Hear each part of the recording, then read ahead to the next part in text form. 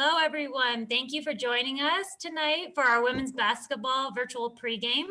We're so glad you took the time to join us this evening and to get excited for our Buffs to take on USC. We have a great agenda planned for this hour, and we have a very special guest that's joining us today to virtually meet and greet with you all. This pregame is a partnership between the CU Boulder Alumni Association, the Alumni C Club, and CU Athletics. And we're planning to host one more final virtual pregame for the regular season for our women's team. And then we are planning some fun postseason events as well. So we hope you stay tuned for those upcoming events. And then, my name is Brennan Jones. I'm the Associate Director of Events at the Alumni Association. I'm joined by my colleague, Pamela Dados, who I'm sure many of you have received communication from.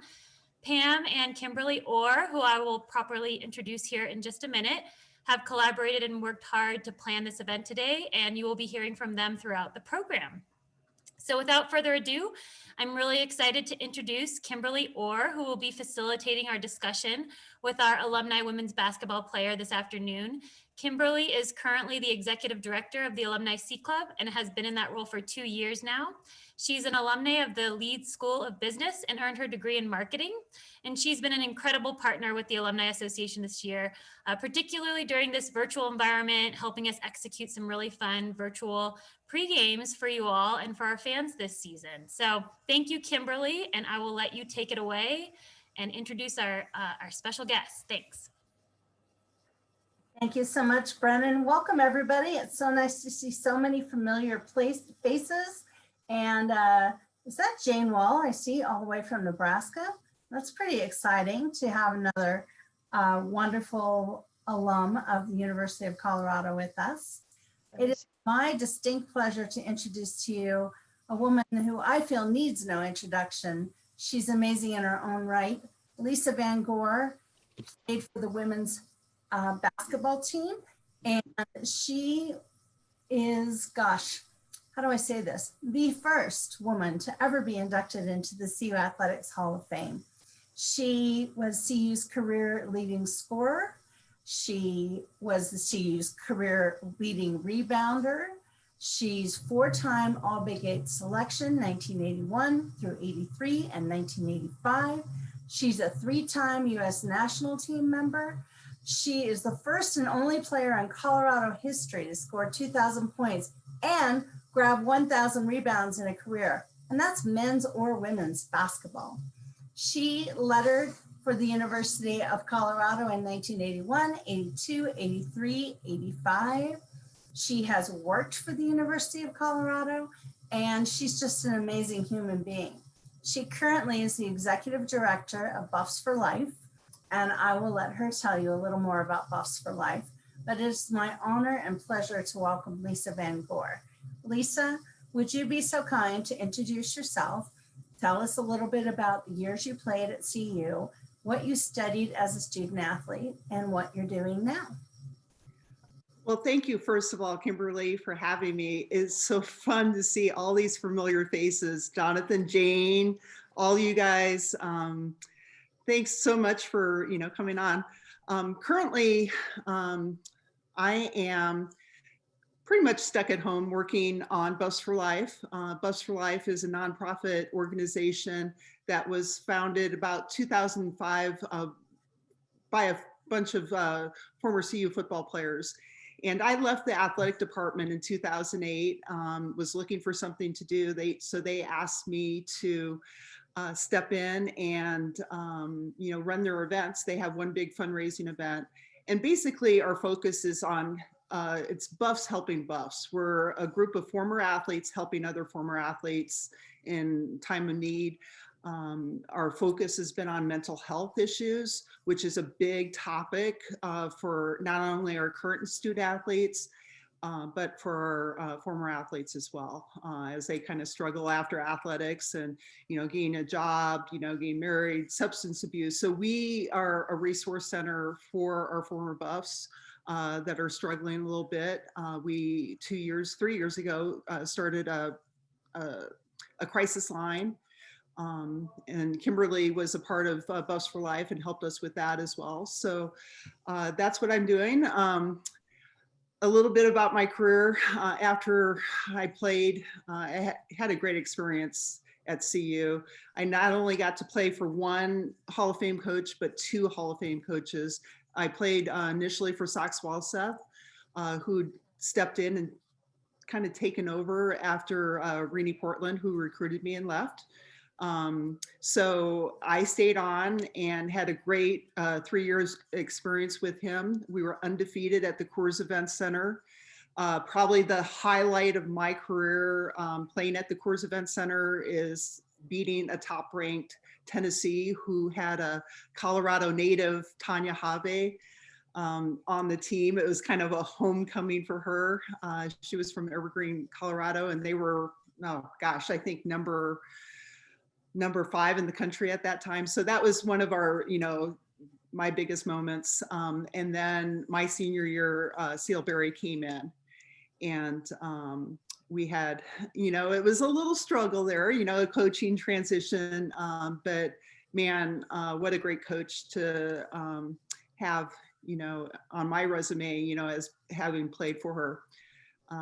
Then went overseas for 7 years, played professionally. This is before, the WNBA and the ABL. Had a great experience over there. I wouldn't trade that experience for anything in the world. I would have loved to have been playing in the United States in front of my own fans, but it's been a great thing so far to have that. Sorry, my husband's waving at me, but anyway, I don't know what else to say. And like Kimberly said, I worked for the athletic department for 8 years doing special events, and then kind of transitioned to, I do a lot of consulting work with the university and doing special events. Not lately, but been doing that along with working with Buffs for Life. Thank you, Lisa. And you mentioned your husband, so we'll just take the opportunity to say you are married to Bob. And he's kind of got a laundry list of his awards as well. And I'm going to read them. But in men's basketball in 1965, 66, and 67. He was admitted to the Hall of Fame. And I missed one. He's in his own Hall of Fame. Men's track in 1967 and was honored as a living legend in 2015. Lisa and Bob are wonderful contributors to the athletic department. They jointly sponsor a women's basketball scholarship, and they also are donors in the Buff Club's national. So honestly, Lisa, could you do any more? Thank you so much for everything you and Bob do. You really do make it look fun to support Colorado athletics, and on behalf of the Buff Club and all of us, we are really grateful. Thank you. Well, you're absolutely, that was nice of you to say. Thank you. Oh, well, you have our gratitude. And Scott McMichael's on this call, and I think he'd join me in those sentiments. I'm wondering, because you mentioned that you do know a lot of people on this call, and I bet some of them watched you play. So I was wondering if you could share some of your favorite memories from your playing days. Well, like I said, I think the funnest, the best part of my experience at CU were my teammates. Obviously, Sox was just a wonderful person. He opened his arms, his family to us. We're still a part of his family. So those are the best memories. His sons and his friends would come in and scrimmage against us. Basketball was really a lot of fun. And, being on the road, we were so close knit as a team. It was just fun to play basketball at that level. So I would say those are some of my best memories. And, Seal and Beth Burns, they made me such a better player and prepared me for my life after CU. Playing overseas. I had, a wonderful career over there, and I owe a lot to them for those memories. I remember Beth Burns with the big blocking pads, knocking me out of the lane a couple times, but still, great memories of just mostly my teammates and the coaches that I had. We appreciate that. I will tell anyone who listens that I have the best job on campus because I get to work with each and every one of our former athletes in some way, shape, or another. And it is such a gift to be able to talk with you and listen to these stories and learn about what really made you who you are as a result of having been an athlete at CU. So thank you. In the chat, Linda Robbins wrote, I attended every game Lisa played at Coors. Linda, you are an extreme women's basketball fan. We are so grateful. She is indeed. I know the name Linda Robbins, and I did not play basketball at CU. So thank you, Linda. Speaking of the chat, we are going to open up for Q&A with Lisa in a bit. So if you have some questions to put in the chat, feel free. Either Brennan, Pam, or I will acknowledge those. And we welcome your questions because it's fun. This is an open forum, and we're all here to celebrate women's basketball, talk about the history, and also talk about what's going to happen tonight. So Lisa, I wonder if you'd be so kind to share your thoughts on the current team. I know you have season tickets, and like all of us, you've not been there live, but I'm sure you are following along. So thoughts about our current team and maybe some words of encouragement as we head into tournament season in a couple weeks.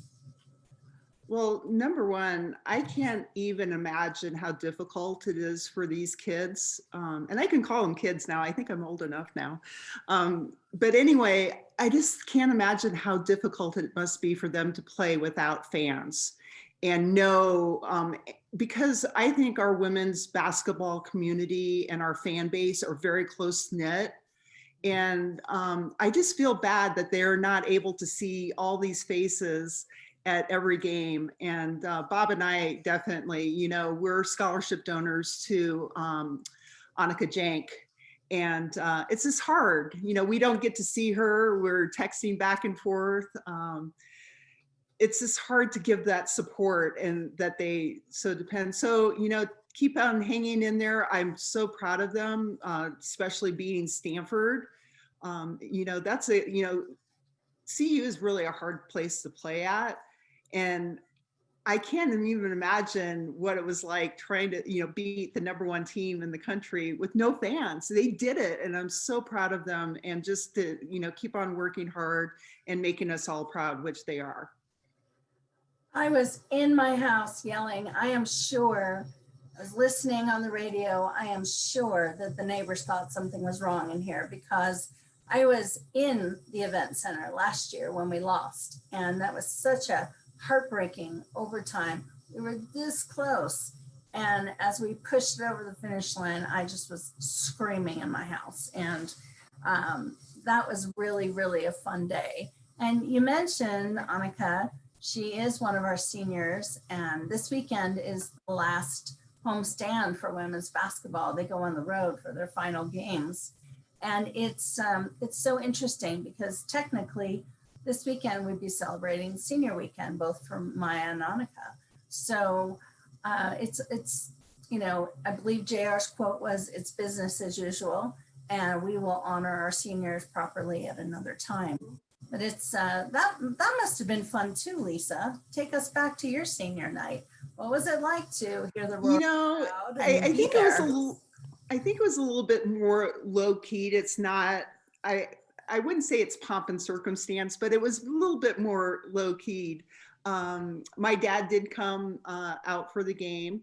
But like I said, it was very low key. We didn't have the senior banquets. We didn't have the video boards. We didn't have, all that pomp and circumstance, but, it was a special night. We had, a gathering of all our fans after, and we played a very tough Missouri team. Unfortunately, we weren't as good in the Big 8 back then. I hopefully people still remember back in the Big 8 when we played in the Big 8. We had just been in that conference for, I think, 2 years.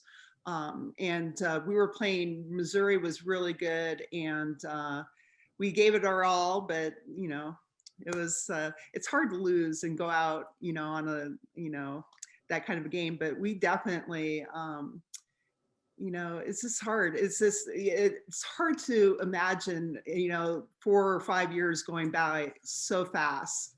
And, just, it's the time of our lives. I mean, those 4 or 5 years, we all treasure, and embrace so much.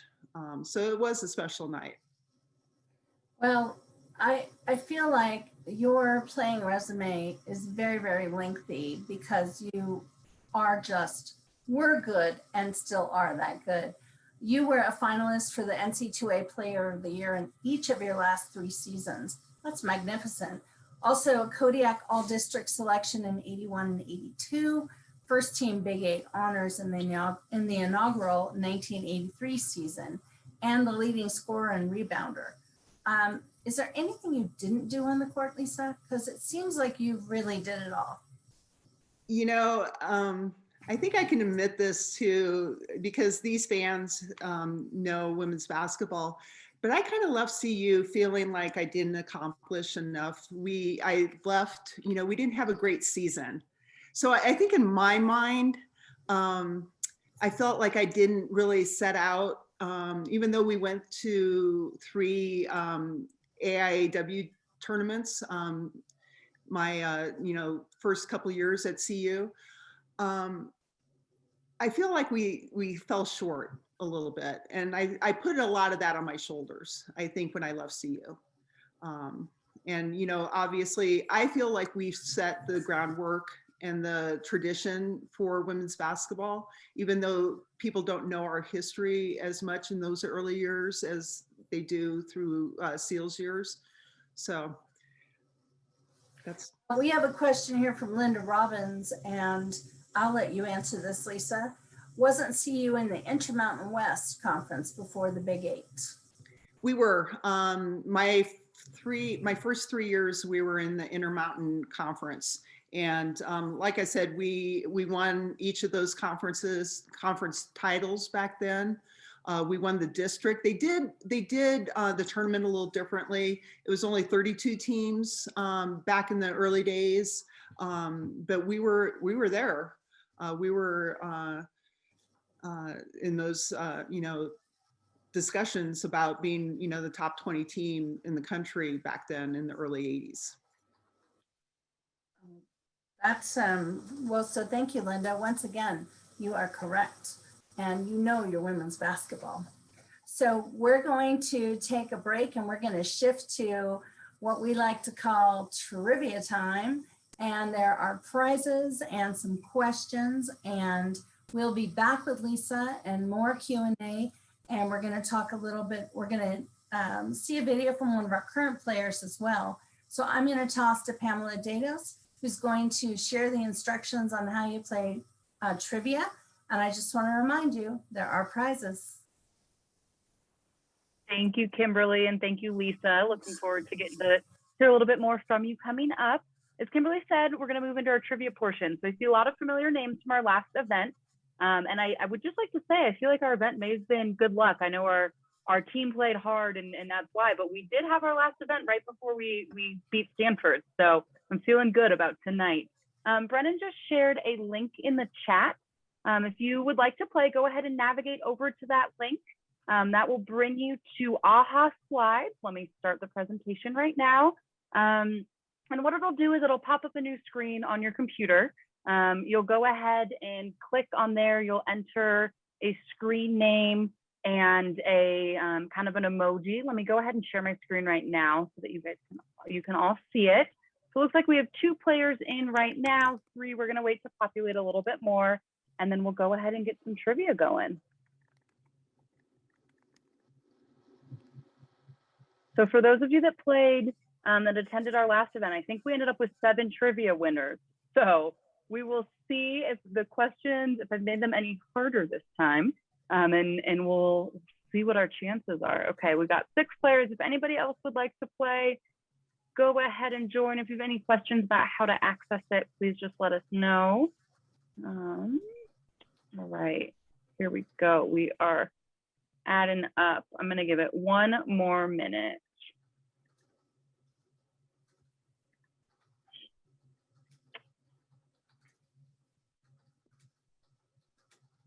All right, we're gonna go ahead and start.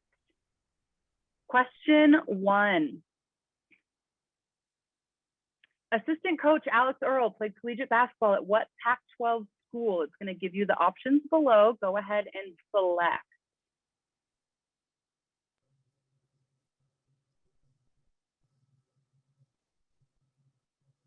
Okay, we have a few more seconds remaining. I'm sorry, I'm not sure what's happening on our screen where, Kathy, you're able to draw in there, but I like the pictures you're making. Got some lines going. Okay, Arizona State, good job, everyone. I think that might be common knowledge that she's a Pac-12 girl. All right, next question. What was the first season of competition for the CU women's basketball team? So when did our team first begin to play? Our answer options are 1974-1975 season, the 82-83 season, the 65-66 season, or the 72-73 season.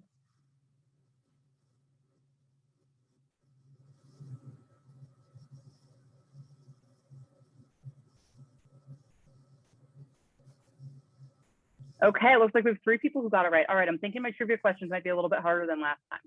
I looked through Dave Platty's meticulously taken notes and game notes to get a few more questions. All right, question 3. What is Maya Hollinshed's major? This is a fun one. So we have psychology, communications, kinesiology, or journalism.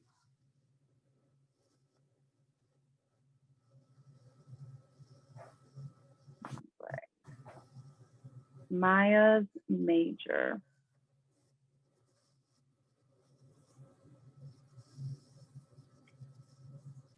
The correct answer is communications. All right, good job. Okay, 2 questions left. Who were the Buffs playing when they last scored 100+ points in a game? So we have 4 options: North Dakota State, Westminster College, Regis University, or University of Denver. So who were they playing? I can't remember. I know it was a few seasons ago. I'll give you that hint. I don't remember the exact date. But who were the Buffs playing when they last scored 100+ points in a game?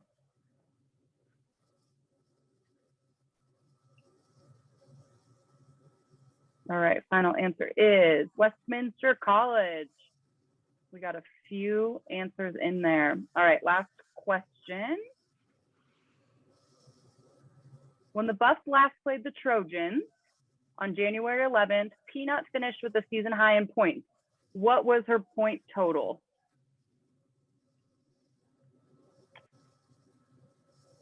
Last game against the Trojans.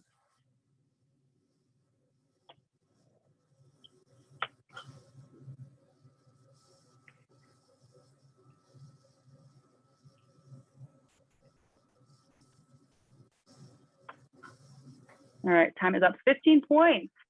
All right, we got 3 people with that right. The moment of truth. Here we go. It looks like, Linda, you are our winner. We have 1 trivia winner today, as opposed to the 7 we had last week. So, Linda, I will send you an email once this is over to connect with you about your prize. And thank you all for playing. So as Kimberly mentioned, I'm going to toss it back to her to introduce a fun video that we're going to share. Thank you, Pam. I always love listening to the trivia questions, and I play in my own head, and trust me, I don't win. So we are going to share a video that Buff Vision created for us, and it's got some highlights of our super freshman, Frida Foreman. She has been very, very fun to watch. As you probably know, because you are all such educated women's volleyball fans, she is from Denmark, and she was selected to the Danish women's national team and represented Denmark in the FIBA Eurobasket qualifiers in 2021. She has been averaging 20 points, 8.4 rebounds, and 3.6 assists per game in the Danish league. And we're just happy to have her here. She is intending to major in environmental studies. And Pam, if you would, let's roll the video and let's watch Frida in action. Freed is going to get it back. Dribbles left, mid post there. The Euro step up and under and scores it. Yeah, I feel really good, obviously. And I think I have a lot of like up and down. Like I have a game where I'm lights out, and then I have a game where I'm not really lights out. So it's always nice to have those games. I think what I'm thinking about is how I can be a little more consistent, but it definitely gives me more confidence. And I just got a lot of open looks today, and I didn't really get that last game, so it was just nice to be able to get those. We've been working a lot about having more ball movement and one extra pass and looking for mismatches and stuff, so I think we really executed our offense better today, and we're better at just moving the ball and being patient, and it's much easier to get an open look, as you say, when the offense moves like that. So it was just really nice to feel that flow, and when the whole offense is in rhythm, it's also a rhythm shot, so percentages are going to go up. And I think our whole team made a lot of shots today just because we were good at finding each other, and it's also much more fun to play that way. Colorado's going to dribble this one out, and it's a win for the Buffs on the road.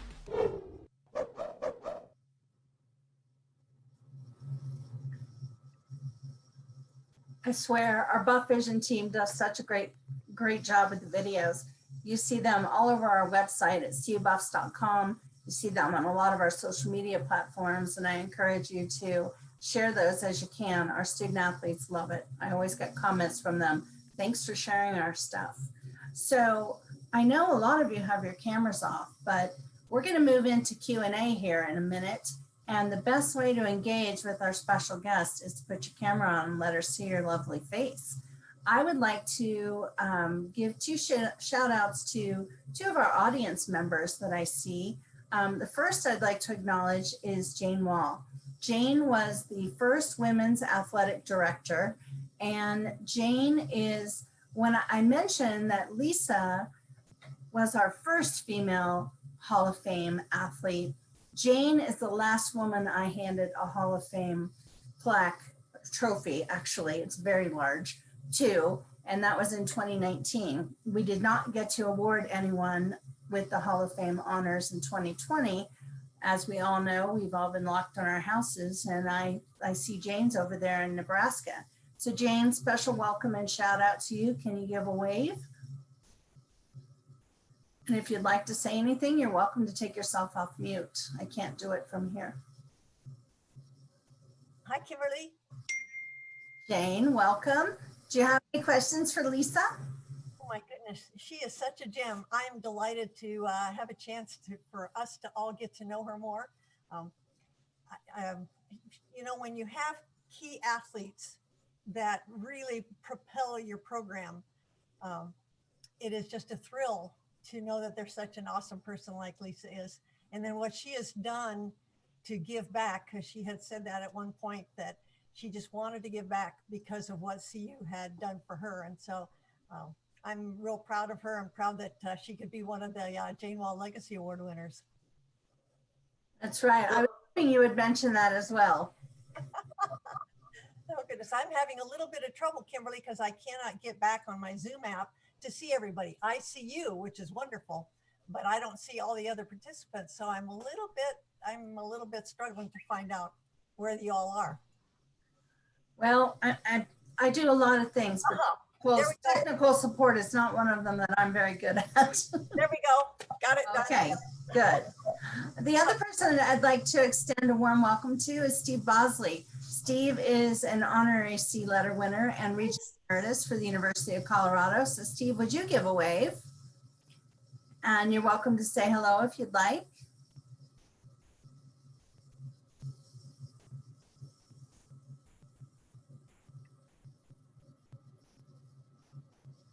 There he is. Hi. Wish we could all be there together. Oh, Lisa, it's been a while since we said hello. Hi, Steve. It's nice to see you. Nice job you're doing, Kimberly. Thank you, Steve. I appreciate it. It's always nice to see you. And the last person I would like to say hi and acknowledge is Scott McMichael from the Buff Club. Scott is a Hall of Fame winner at Kansas, not the University of Colorado, but when you go into Allen Fieldhouse, you definitely know Scott McMichael put his mark on the Kansas basketball program. So Scott, any words of wisdom for anybody today or any shout outs you'd like to give? I just see a lot of familiar faces and names out there. And like Steve mentioned, be nice to get together again, see each other live and in color. You know, one of the rewards I have in my position here at CU is getting to know both Lisa and Bob. Definitely Lisa, not so much Bob, but you know. I'm going to tell him you said I that. guess you come as a package deal, but seriously, you know, Lisa and Bob being former student athletes and giving back is something very special. Wish we had about 1,000 more like them. We'd be in much better shape, but you know, they really understand, you know, the opportunities given to them and they want to pay it forward. So really appreciate what they do. And I guess my big question is, Lisa, who's the better hoops player, you or your famous husband? Are you asking me or are you asking Bob? I'm asking you. I don't want to ask him. Well, you know, he likes to go around bragging that we would be like the leading scorer couple, you know, if we both, you know, averaged out our points, that we'd both be pretty high up on the career charts. And I'm like, well, that brings me down quite a bit. I don't know. Well, but he 80% of all the stats, that's a pretty easy statement for him to make. Yeah. So I think, you know, he likes to tease, but I can't, there's no person on this earth that is prouder of my accomplishments and boosts me up more than my husband. So even though he says I played against girls, he's going to say that I was a better basketball player. I mean, he's going to say that, but he likes to tease me a lot about it. Oh yeah, that's his way, but I would totally agree. He's even said that to me. There's no doubt who the better player is and always gives you the accolades. So, but you two are special and glad you're with us tonight and everybody else here. And one of these days we'll all get back together in the event center and be cheering on the Buffs. Amen, Scott. Thank you for sharing. Lisa, we're going to pivot to some Q&A here, and I would like to echo what Scott said. You and Bob really are terrific, and we're very grateful to have you as supporters of our basketball programs. We have a question from Frank, and he is asking, he said, could Lisa please tell us more about how Buffs for Life raises money? Well, traditionally, we do one huge weekend a year. That is our big fundraising push, where we raise the majority. We also do online fundraising through www.buffsforlife.org. And this year we had to change up things and how we did things, and really the buzzword of the year is pivot and go a different direction as far as our fundraising. And I would have to say, you know, doing a combination of virtual events, and then we did our golf tournament a little later on with lots of restrictions, but we were able to pull an in-person event off, which is totally amazing. We probably have had our best year of fundraising, just because I think there's just so many people out there that want to help. And we know that there are Buffs out there struggling. It's just they're afraid to come forward. So if any of you know of, you know, a former Buff that's, you know, struggling mental health wise, career wise, we like to put them in connection with resources to get them help. I'm going to say that just recently we helped a former Buff who's had an alcohol issue get into a rehab facility for treatment. So those are some of the things that we do, not just mental health, that's our focus. But if you know a Buff that's struggling, we have the 1-800 number, that a crisis line, and they're so connected to resources, especially through the University of Colorado. So that's how we fundraise mostly. Thank you. And their website is wonderful. I put the link to their website in the chat earlier. and it's buffs4life.org. So buffs4life.org. Susan Jones has a question, and Susan, I think some of your question got cut off. So I'm going to read what it says, but you might want to unmute yourself in case there was more to your thought. Lisa, this says, hi, Lisa. Many of the moms of the players also played competitively. That's something women our age didn't experience. Just wondered your thoughts on this. You know, That was if it, yeah. Hi there. Go ahead, Susan. Hi. Okay, Lisa, I haven't seen you in a long time. I wanted to say I know hi. it's been a long time. Lisa and I were biking buddies, and we did the Courage Classic together several years, and we were roommates, and it's just fun to see you. It's been a long time. Anyway, I wondered what you thought about that we didn't have our mothers playing sports, but. You know, fortunately, we have somebody on this meeting or this webinar that's made it all possible. Without somebody like Jane Wall going in there and fighting the good fight for us on behalf of women athletes, I wouldn't have the opportunity. When I came to CU, I think I was part of maybe the second class, maybe the third class that got full ride scholarships. And that was all because of the efforts. And I know enough of the history of Title IX to know that it was a struggle getting through to the athletic departments. And so, you know, I feel bad because I do have, you know, women that just are maybe a few years older than I saying that they really struggled. Sorry, my dog is whining. It's dinner time, I think. Anyway, that struggled, you know, to compete. You know, they didn't have those opportunities. And I'm so thankful for the fight that Jane Wall fought for us on behalf of CU Athletics to give me that opportunity. That's great, Jane. We are all grateful to you, and it truly was an honor to honor you last year and listen to some of those pre-Title IX fights and how you, as the former women's athletic director at CU, really pushed the needle forward. So thank you. We have a question from Jonathan. Lisa, can you talk a little more about Buffs for Life's involvement with CU Athletics student mental health initiatives? What are the overall goals of this initiative? Basically, you know, one of our largest supporters is Rick George. Rick George, you know, it was kind of a joint thing. I think we started, especially after Rashawn Salam committed suicide. I think we recognized that there was a need out there. And I think it also, you know, begins too with our current student athletes. We back then in the day didn't have that support, didn't have the sports psychologists and, you know, the academic support to navigate us. Sorry, my dog is starting to bark here.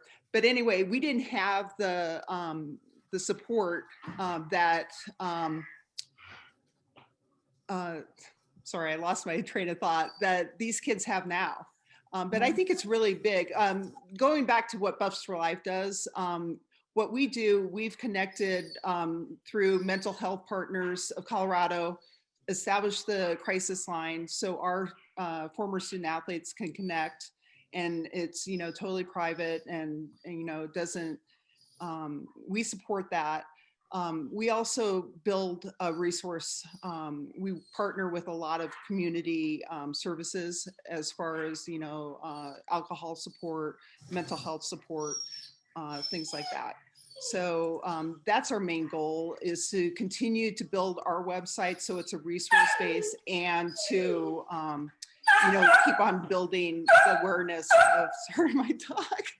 Barkley? I got rid of the rest of the one dog, sorry. I got to go into the room here, sorry. But anyway, Rick George really believes in us and what we do, and we partner together to do joint things, you know, for our current student athletes and our former athletes.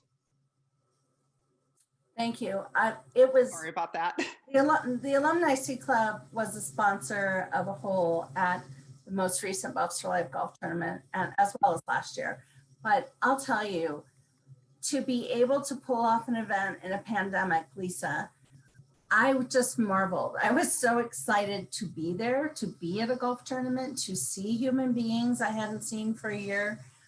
You guys really just did a great job. And for anyone who has never attended a Buffs for Life weekend, to play in that golf tournament and get to mix and mingle with our former athletes, all different sports, it's just really a great event.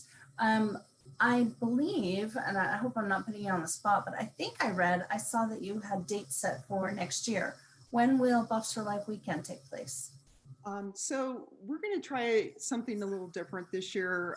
We're going to do our virtual, kind of probably a combination virtual and in-person fun run in June, like we always do.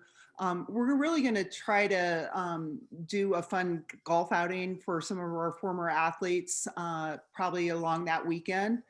And that's towards the end of June. We haven't set that date yet because we're kind of seeing how everything plays out with the pandemic and the vaccines and things like that. But we thought our golf tournament in the fall was hugely successful, and it gathered an audience that we've never been exposed to before. Just playing that later in the summer. So we're looking at September 27th at the Omni to do our fundraising golf tournament and probably a couple other activities. We were hoping to have it around a football game. We don't know how the whole football season's going to play out yet. It looks like they're going to play in person, if I'm not mistaken. But really, we want to get out there. The Alumni Sea Club and Buffs for Life, we're partners. We can do things for our former athletes that a university can't do. So that's really where our niche is. It's, we're teammates helping other teammates, get through some struggles that they're having. Lisa, I'm going to jump in with a question. Sorry, Kimberly, to interrupt. Go ahead. If you wouldn't mind sharing a little bit more, I got to know you when I worked at the Buff Club. If you wouldn't mind sharing a little bit more about being a scholarship donor, kind of the importance of giving to you and Bob and what you've gotten out of that experience. Well, since Bob and I have joined forces, so to speak, he used to be traditionally a men's basketball or a male athlete. So since we've gotten together, I think he realizes the importance that our women's sports really need the support. I think, for both of us, we had such a great experience. We got a great education, and we just want to make sure and ensure that our current student athletes and our future student athletes have the same great experience we do. We didn't know what we didn't have back in the day. I mean, they have so many services and support things at their disposal that we didn't have. So just continuing to support and, making our programs great. And I think, our athletic department needs more of our former athletes supporting and giving back, which I think I've seen a big turn in doing. Thanks. That's a great question, Pam. Thank you very much. We have just a few more minutes here with Lisa, and I'm wondering if anyone has a question. If you would like to unmute yourself and ask directly, you're welcome to do that. I know some people are dropping off to get ready to go listen to the game, which is great. So we do tip at 6 p.m. So does anyone else have a question for Lisa? Hi, Lisa.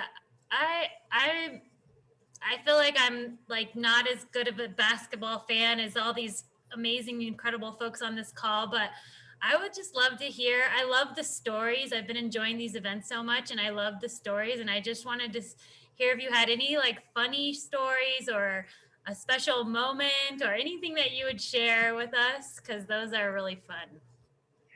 Well, I think probably, especially people that have been around for a while, they know that Sox was the men's basketball coach for 20 years. He was let go and remained on staff. So when the coach recruited me and signed me, left for Penn State, Sox joined in. And I think the funniest is how he was not quite used to coaching women. I mean, he'd come in the locker room after we lost a game, and we'd all be bawling, you know, our eyes out. He's like, oh my God, ah. You know, he was just so funny. And he had the best one-liners ever. And probably the funniest thing that ever happened to me in practice, we were just practicing along, and I passed the ball. The ball came inside to me and I passed it out. He faked a heart attack. And we were like, we didn't know if, you know, he was faking it or, you know, it was so funny. I mean, he was one of those guys that just everybody loved. And my teammates took it upon themselves, since he wasn't used to coaching women, to just give him the hardest time possible. I remember one time I came out of the game and he went to give me a pat on the butt, and he like stopped his hand really quick and, you know, tapped me on the shoulder. He just wasn't used to being around women. And my teammates used to, oh my gosh, used to tease him like you wouldn't believe. It was so funny. That is a great story, Brennan. Thanks for the question. Lisa, thank you for the answer. I really enjoyed attending the Sox Walseth reunion. Each of our basketball teams holds team reunions, and the men's program focuses on the former head coach. So as we go through the decades of coaches, Sox was honored last year. And that was really a special night to listen to his family talk about him, to listen to his former athletes talk about him. And it was just really a neat time to listen to just a man that's truly beloved. I mean, his name is on our basketball court. I think everyone's probably noticed that by now, but that's a really special thing that our basketball court is named after this beloved head coach. So Lisa, we want to thank you for being here tonight. This has been really fun, and I feel very lucky because I do know you very well. I've got to work with you at Buffs for Life. I am a supporter of Buffs for Life, and for anybody who wants more information about Buffs for Life, you can become a monthly donor. You can attend their events, buffsforlife.org, O-R-G, and the 4 is the number 4. I want to remind everyone that we will be back here for the final regular season game on January 28th, where our guests will have 2 Hall of Famers with us. We'll have Jamila Lang and Bridget Turner, and they will be joining us on January 28th, and you can register for that event now. I also want to remind everyone that we do post these links to these events on the Alumni Association's webpage. So those will be live sometime next week. And the one thing we like to do, since we are all dedicated Buffs, is we end every single one of our events with the fight song. So first of all, big thank you to Lisa for being here tonight. We appreciate you. Appreciate everything you've done as a student athlete, as a donor, as an alumna of the university, and a former employee. Absolutely everything you do, Lisa, because you've done it all. And I want to recognize that large and very proudly. So thank you to everyone who attended tonight. I am going to toss it to Brennan, who's going to lead us out with the fight song. 1, 2.